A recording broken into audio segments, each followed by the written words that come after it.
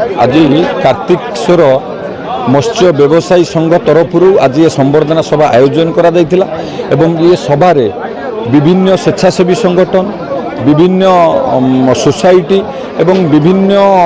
club समस्ते आसी eighty संबर्धित कले सम्मानित कले निश्चिंत भाव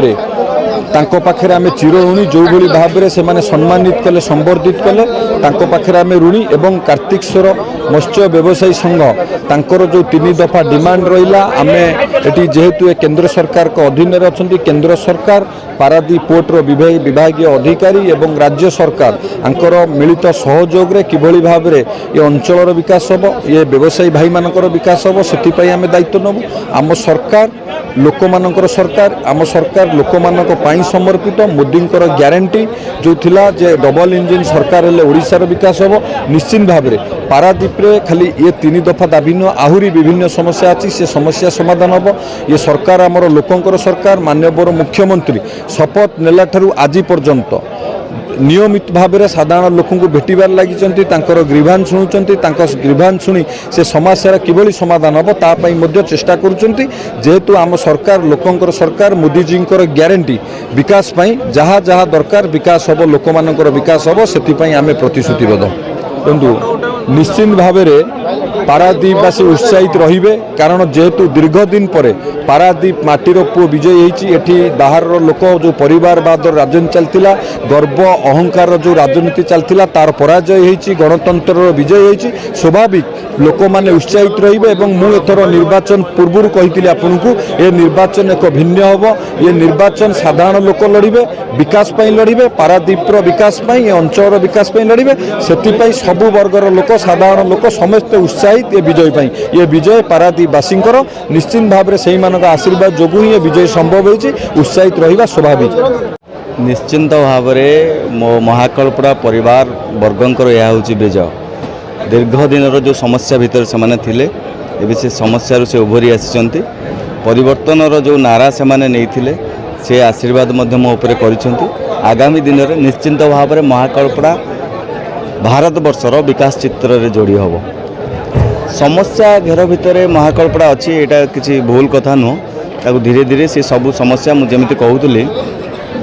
जहाँ मौलिक समस्या अच्छी प्रधानमंत्री को जितक गरीब कल्याणकारी योजना अच्छी ताकू जदि तल स्तर में पहुँचीज निश्चिंत भाव अंचल विकास हम बहुत गुड़ाक समस्या भितर ए पानीर समस्या सेठी अच्छी से दिगरे लास्ट आमर डीआरडीए मीटिंग होता से विषय आलोचना होती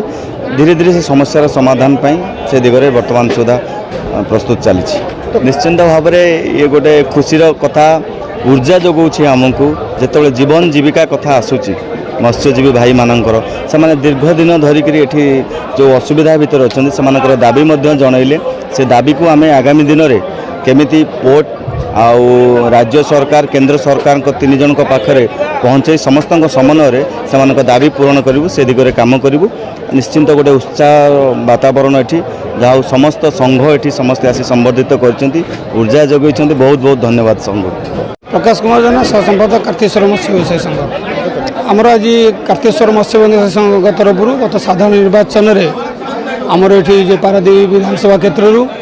नवनिर्वाचित सांसद और राष्ट्रमंत्री स्वाधीन भाव पाई संपद स्वाई और आमर जगतसिंहपुर लोकसभा सांसद विभू प्रसाद तराई और आमर पड़ोशी जिला केन्द्रापड़ा महाकालपुर अंचल जो नवनिर्वाचित विधायक डॉक्टर दुर्गा प्रसन्न